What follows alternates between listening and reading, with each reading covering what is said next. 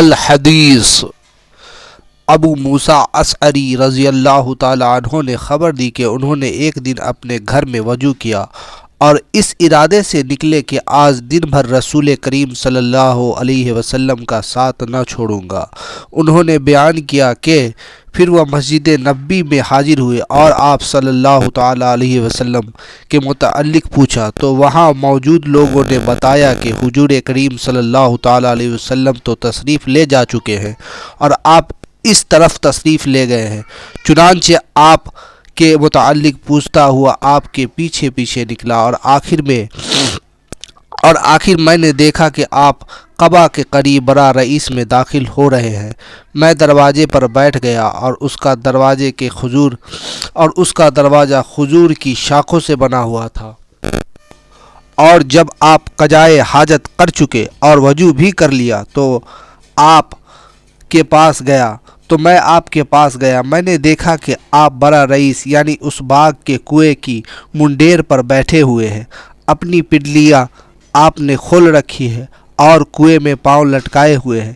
میں نے آپ کو سلام کیا اور پھر واپس آ کر باغ کے دروازے پر بیٹھ گیا۔ میں نے سوچا کہ آج رسول کریم صلی اللہ تعالی علیہ وسلم کا دربان رہوں گا۔ پھر حضرت ابو بکر صدیق رضی اللہ تعالی عنہ آئے اور دروازہ کھولنا چاہا تو میں نے پوچھا کہ کون صاحب ہے؟ انہوں نے کہا کہ ابو بکر صدیق۔ میں نے کہا تھوڑی دیر ٹھہر جائے۔ پھر میں آپ صلی اللہ علیہ وسلم کی خدمت میں حاضر ہوا اور عرض کیا کہ ابو بکر دروازے پر موجود ہے اور اندر آنے کی اجازت آپ سے چاہتے ہیں۔ آپ صلی اللہ تعالی علیہ وسلم نے فرمایا کہ انہیں اجازت دے دو اور جنت کی بشارت بھی۔ میں دروازہ پر آیا اور حضرت ابو بکر صدیق رضی اللہ تعالی عنہ سے کہا کہ اندر تشریف لے جائیے اور رسول کریم صلی اللہ تعالی علیہ وسلم نے آپ کو جنت کی بشارت دی ہے۔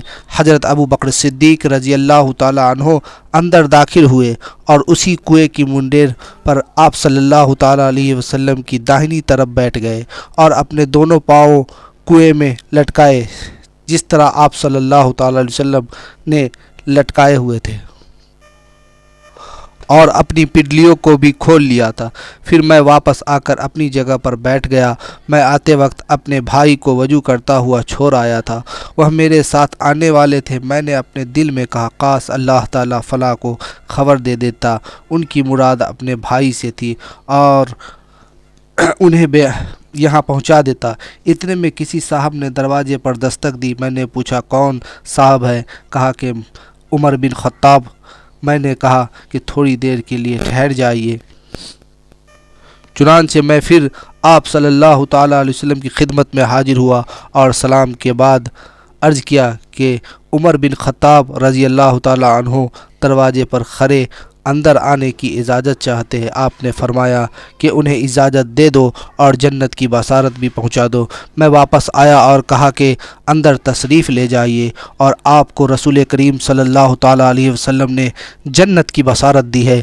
وہ بھی داخل ہوئے اور آپ کے ساتھ اسی میڈ پر بائیں طرف بیٹھ گئے اور اپنے پاؤں کنویں میں لٹکا لیے۔ میں پھر دروازے پر آ کر بیٹھ گیا اور سوچتا رہا کہ کاش اللہ تعالیٰ فلاں یعنی اپنے بھائی کے خیر چاہتا اور انہیں یہاں پہنچا دیتا۔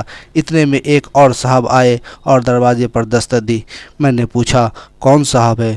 بولے کہ عثمان بن عفان۔ میں نے کہا تھوڑی دیر کے لیے رک جائیے۔ میں آپ کے پاس آیا اور آپ کو ان کی اطلاع دی۔ آپ نے فرمایا کہ انہیں اجازت دے دو اور ایک مصیبت پر جو انہیں پہنچے گی جنت کی بشارت دو۔